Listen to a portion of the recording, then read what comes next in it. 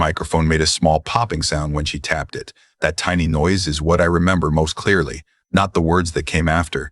A pop, then a breath, then the room going quiet the way rooms do when somebody important is about to speak. My granddaughter held that mic the way her mother used to hold a hairbrush in front of the bathroom mirror at 12 years old. Like the world was finally watching, and she had been waiting her whole life for it. I was 63 years old that night, sitting at table 4 with my second wife, watching the girl I had helped raise since she was 9 prepare to talk about the people who mattered to her on the most important day of her life. She thanked her mother first. That made sense. She thanked her real father next, the one who had walked out when she was 7 and shown back up at 14 with a guitar and a girlfriend named Cinnamon. The room clapped politely.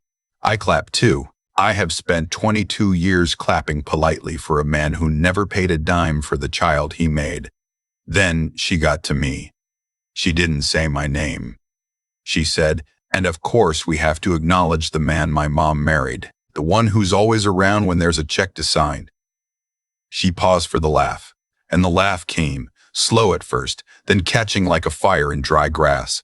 "Honestly," she said, "the only reason he's at the head table tonight is because he financed the centerpieces." "Right, Mom?" My wife laughed. "That's the part I want you to understand before I tell you anything else." My wife laughed. Not a small laugh. Not a polite cover laugh. She put her hand on the table the way she does when something genuinely strikes her funny, and she laughed with her shoulders shaking, and she did not look at me. I have been married to that woman for 22 years. I have watched her cry over dead birds in the yard. I have held her hair back through 2 surgeries and a miscarriage that nobody in her family ever talked about. I have known her laugh in every register a laugh can have. The one she made when her granddaughter called me a freeloader at her own wedding was a laugh I had heard before. It was the laugh she used with her sister on the phone when they were talking about somebody behind their back. I sat very still. The man next to me, my wife's brother-in-law, leaned over and said, "Lighten up, she's just roasting you." I nodded. I think I even smiled. I'm not proud of that smile. It was the smile of a man who has spent 2 decades being told that his discomfort was the real problem. The toast went on. There were more lines. I stopped hearing them clearly. What I was hearing was an inventory running in my head, the way it does when you work the numbers side of a business for 40 years and your mind goes to columns whether you want it to or not. The venue, $18,000 for the hall, the linens, and the 4-hour bar package. Mine. The catering upgrade, $9,000 to switch from buffet to plated. Mine, after my wife told me her mother would not eat from a buffet at her only granddaughter's wedding. The dress, $6,400. Mine, charged to my visa in February when the bride and her mother went to the bridal shop without me and called from the parking lot crying because the dress fit perfectly and they hadn't planned to buy it that day. I told them to put it on the card.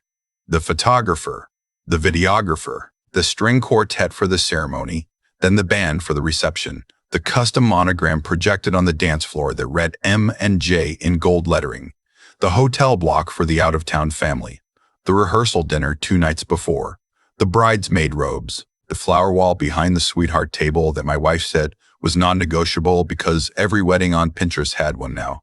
I had stopped tallying around $81,000 3 weeks ago. The final number, I would learn later that night when I checked my records, was $86,412 and change. I had paid for all of it without ever once being asked to pay for any of it. The conversations always went the same way. My wife would mention a number. I would not respond. She would mention it again, casually, 2 days later. By the 3rd time, I would say, "Just put it on the card." That was the system.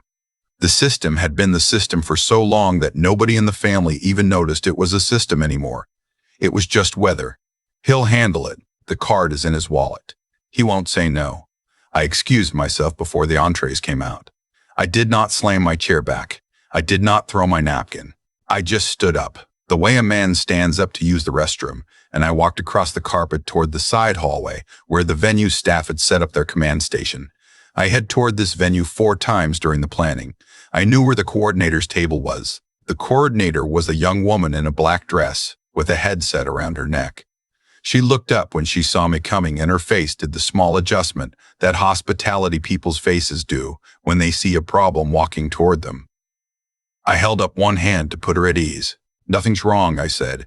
I just need to make some changes. Of course, sir. What kind of changes?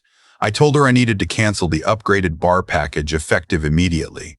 The 4-hour premium bar would revert to the standard 2-hour beer and wine option. I told her to cancel the late-night snack station that was scheduled to come out at 10. I told her the band could play their contracted set, but I would not be authorizing the hour of overtime my wife had asked me to add last week. I told her the breakfast brunch boxes for the out-of-town guests in the morning, the ones I had paid for as a favor, were canceled. She blinked twice and looked down at her clipboard. Sir, some of these are already in motion. The kitchen has the snack station ingredients prep. That's fine, I said. Pay them for the prep. I'll cover the cancellation fees. I just don't want the items served. And, she hesitated. May I ask, is there a problem? Sometimes when there's a family situation, we can intervene quietly. I appreciated that she said it that way. She had probably seen things at weddings I could not imagine. I told her there was no problem and that she had done her job beautifully. I asked her to remove my name from the slideshow that was set to play during dessert, the one that listed the people who had made the wedding possible. She nodded slowly. I walked back to my table. The salad course had arrived. My wife was talking to her sister and did not look at me when I sat down. I ate the salad. I have always liked the small candy pecans they put on those wedding salads. I let myself enjoy them. The first thing the room noticed, about 30 minutes later, was the bar. A guest came back to his seat with a glass of house red and a confused expression. I heard him say to his wife, I asked for the Macallan and they said they don't have it anymore. I had a Macallan 20 minutes ago. His wife shrugged. He shrugged. They drank the house red. The next thing was the music. The band finished their first set on schedule, and then there was a pause that went on a beat too long. The band leader stepped to the mic and said, We're going to take a short break, folks, and we'll be back to wrap things up. Wrap things up, 2 words. My wife had not paid attention to when she signed the contract, but I had. The contract specified an end time. The hour of overtime had been a verbal add-on, paid separately by me, and now unpaid. The third thing was a slow ripple of disappointment when 10 o'clock came and went, and the late-night snack station did not appear. People who had been pacing themselves on dinner specifically because they knew sliders and grilled cheese were coming at 10 began to look around and check the time on their phones. I watched all of this from my chair. I drank water. I ate the chicken. I made small talk with the cousin to my left about her son's lacrosse team. I felt nothing dramatic. I felt the way a man feels when he has been holding a heavy box for a long time and finally sets it down. My wife noticed when the dance floor monogram changed. I had paid extra to have the M and J projected in 2 different color schemes throughout the night, gold for the first half, then a soft rose for the dancing portion. The rose gold transition was supposed to happen at 9:45. It was now 10:15, and the floor was still gold. She squinted at it across the room. Then she turned to me and said, Lo, did you talk to the lighting guy? No, I said. Then why didn't it change? Because I canceled the rose gold package. She turned her whole body toward me for the first time that night. You did what? I canceled a number of things, I said. I kept my voice at a normal speaking volume. The bar, the snacks, the overtime, the brunch boxes, the rose gold projection, the slideshow. The standard package will still finish out the evening. The kids will get their first dance. They'll cut the cake. Nobody's going home upset. She stared at me. You're doing this now? You're doing this here? I'm not doing anything, I said. I'm just not doing the extra anymore. Her face did something I had never seen it do in 22 years of marriage. It went still, not angry still, calculating still, like she was running the numbers herself for the first time and trying to figure out how exposed she was. The groom's father, a quiet man named Thaddeus Brennan, who I had only met 3 times before that weekend, came over to our table around 10:30 with his wife. Thaddeus was a retired high school principal from Wisconsin. He owned one good suit and he was wearing it. His wife had her hand on his elbow. Everything all right over here? Thaddeus asked, looking at me first, then at my wife. Fine, my wife said. Some of the guests are asking questions, Thaddeus said carefully. About the bar, mostly. I told them I didn't know. There's nothing to know, my wife said. Her voice had gone bright in the way it goes when she is about to lie to a man she does not know well. Just some adjustments to keep things moving. Thaddeus looked at me. His eyes were kind and tired. "Sir, can I get you a drink? From the regular bar, I mean." "I'd take a beer," I said. He brought me back a Ewingling. He sat down in the empty chair next to mine, the one the cousin had vacated to go talk to her sister. He didn't ask me anything. He just sat there for a few minutes drinking his own beer and watching the dance floor where the kids were doing the line dance to a song I didn't recognize. Then he said, quietly, so only I could hear, "My son told me about the toast." I didn't answer. "He wanted to walk out," Thaddeus said. His mother and I told him to wait. We said sometimes you have to see how a thing finishes before you decide what it was. I looked at him. He kept his eyes on the dance floor. "Is there anything you want me to know?" he said, "before he does what he's going to do?" I thought about the question for a long time. The band was playing their last contracted song. The dance floor was full. My granddaughter was in the middle of it, laughing, her white dress spinning. My wife was 3 seats away on her phone, probably texting her sister. "I want him to know," I said, "that whatever he decides, it's not because of me. I'm not asking him for anything." Thaddeus nodded once. He put his hand on my shoulder for a moment, the way an older brother might, even though we were the same age. Then he stood up and went back to his table. The groom stood up about 10 minutes later. He didn't go to the stage. He walked to the small platform where the cake was sitting. The band leader was just finishing the last song and stepping aside. The groom picked up the microphone the band leader had set down. He tapped it the same way my granddaughter had 3 hours earlier. And the same little pop traveled across the room, and people turned the way people do when they think the cake cutting is about to happen. His name was Connor. Connor Brennan. He was 28 years old, an electrical engineer, and the first time I met him he had brought me a bottle of bourbon I knew he could not afford and shaken my hand like a man, trying to remember how his father had taught him to do it.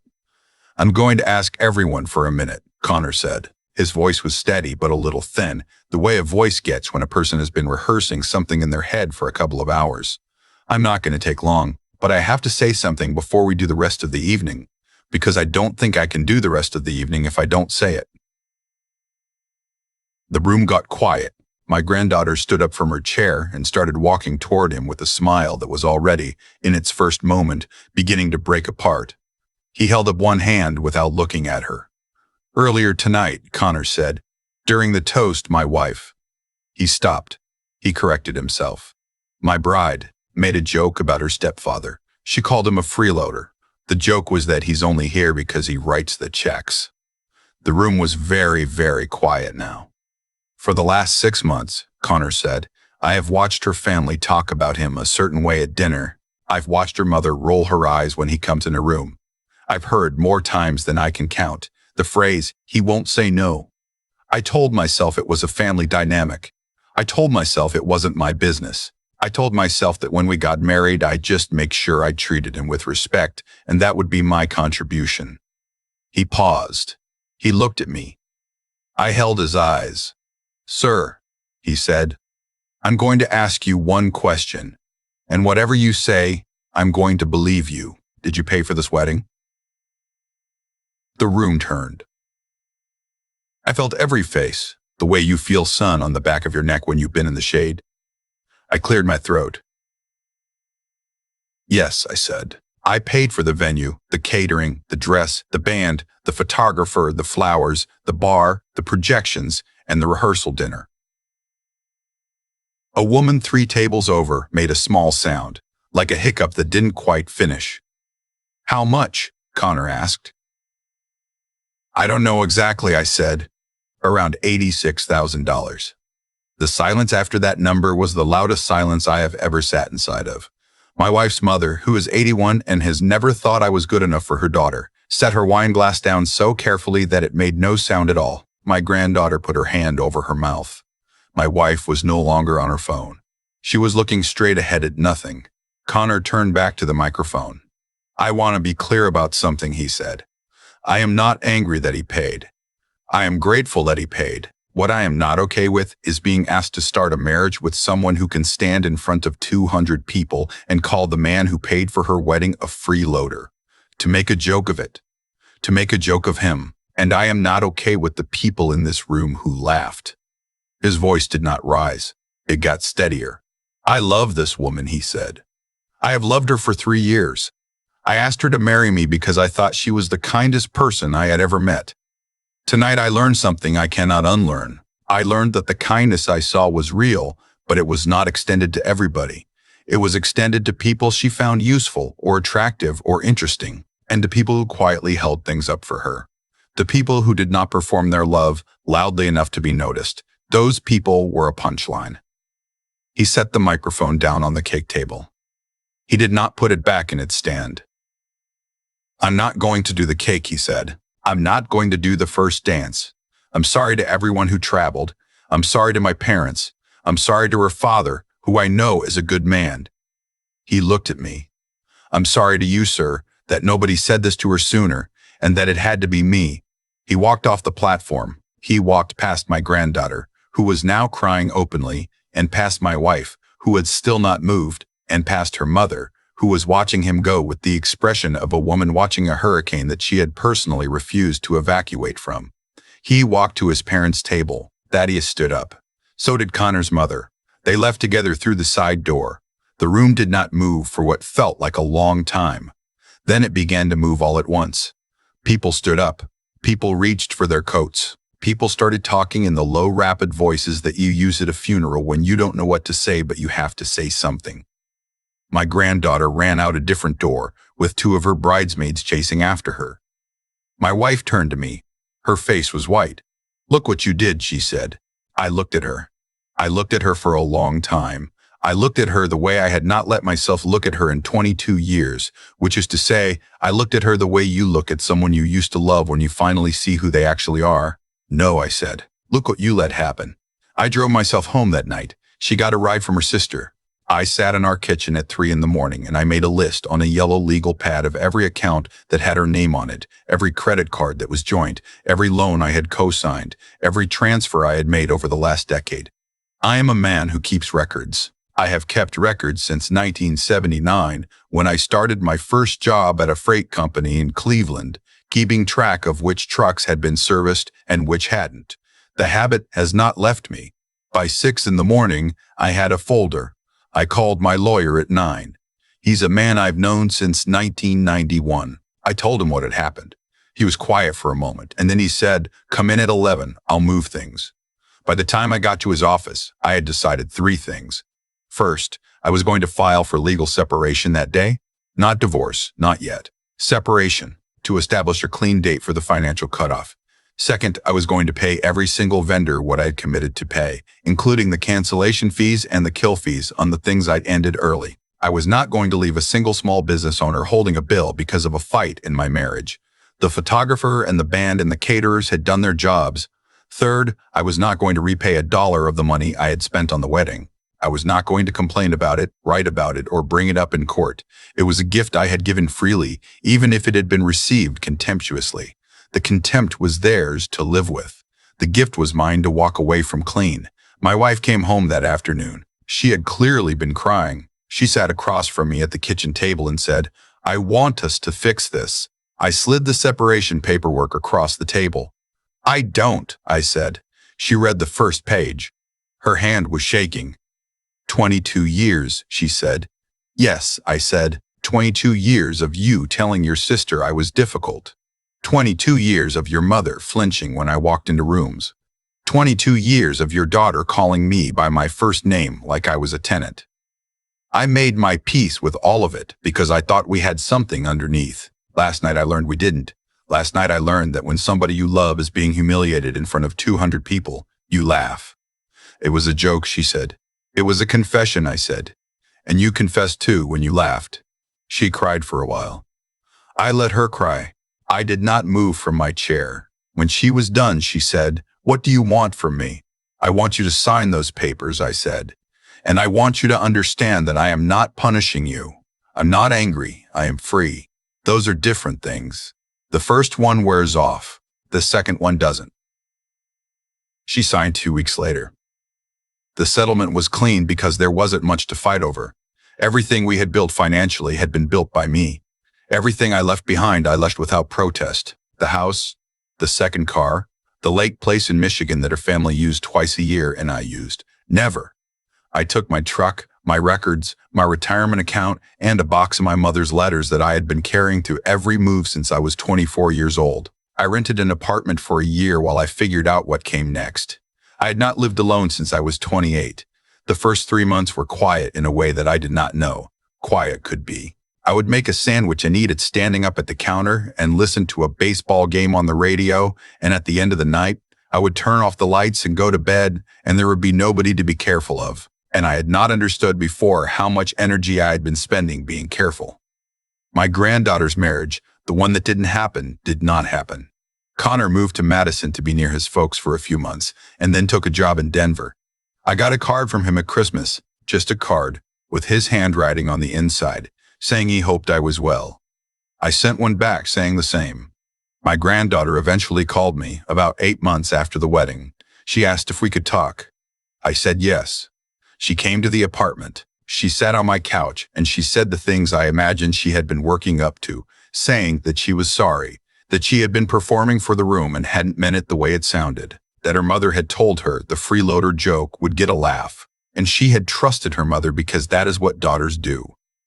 I listened to all of it. When she was finished, I said, I forgive you. That's separate from whether we have a relationship. I forgive you because I'm too old to carry it. But I'm not going to pretend the last 20 years were what you said they were in that toast. If we're going to know each other from here, we're going to know each other honestly. She cried. She nodded. She said she understood. I see her about 3 times a year now. She is 31, unmarried, working at a hospital in administration. She is, I think, becoming a person her mother does not entirely recognize. We have coffee. We talk about her job. We do not talk about her mother. That is a rule I made, and she has respected it. I am 66 years old now. I live in a small house with a porch and a dog named Buster, who was already 8 when I adopted him. He sleeps under my chair in the evenings. I read more than I used to. I see 2 old friends from work for breakfast every Tuesday. I am not lonely. I had been lonely for 20 years inside of a marriage. I know the difference now. If you are listening to this and you are sitting at a table somewhere being quietly turned into a punchline, I want to tell you something. The system that requires your silence is not love. It is a transaction that has been described to you as love so often that you forgot to look at it directly. You are allowed to look at it directly. You are allowed to set the box down. The people who got used to you carrying it will tell you that you are the one who broke something, but you didn't break it. You stopped paying to hold it together. I do not regret the $86,000. I regret the 22 years. If something in you tightened while you listened to this, sit with that. Don't argue with it. Just sit with it and ask yourself gently what you're carrying right now that nobody has thanked you for and what your life would look like if you set it down. Thank you for listening. If this story stayed with you, leave a comment and tell me what you're carrying. I read them. And if you'd like more stories about quiet men and the long road to walking away with their dignity intact, you know where to find me. I'll see you next time. I have spent 3 years now thinking about that night, and what I keep coming back to is not the toast or the $86,000 or even the moment my wife laughed. What I keep coming back to is the quiet ride home in my truck, alone at 1 a.m, when I realized I had been training my own family to disrespect me for 22 years. Nobody starts out cruel. My granddaughter did not wake up on her wedding day planning to humiliate me. She said what she said because she had been listening for most of her life to the way her mother and grandmother spoke about me when they thought I wasn't in the room. The toast was not the cause of anything. The toast was a receipt. And the receipt had been accumulating, line by line. Every time I said yes when I should have said no. Every time I paid a bill that was not mine to pay just to keep the peace. Every time I let a small disrespect slide because I told myself it was not worth a fight. That is the cause, and that is the effect. You teach people how to treat you with every quiet concession you make. The lesson I had to learn, late in my life, is that kindness given without limits is not kindness anymore. It becomes furniture. People sit on it. They put their feet up on it, and eventually they forget it was ever a gift. There is something I want to say about strength, because I think the word gets used wrong. The strongest thing I did in this whole story was not canceling the bar package. It was not signing the separation papers. The strongest thing I did was sit at that table after the toast, eat my chicken, make small talk with a cousin to my left, and decide quietly, without performing it for anyone, that I was done. Real strength, in my experience, almost never looks like a scene. It looks like a man making a decision in the middle of a noisy room and then carrying it out calmly in the days that follow. I want to leave you with this. If you're 60 years old, or 70, or 50, and you are reading the room you live in and finding yourself written off in it, you are not too late. I was 63 when I walked away. I am 66 now, and I have a porch and a dog named Buster, and a Tuesday breakfast with men who like me, and I sleep through the night for the first time in 2 decades. The clock you think is running out is not running out. What is running out is the time you have to live as a free man. Be kind, be generous, but hold your dignity the way you hold your wallet, close and intentional, and not hand it over without a thought. The people who deserve your kindness will not ask you to bleed for it. The ones who do are not your people. They never were.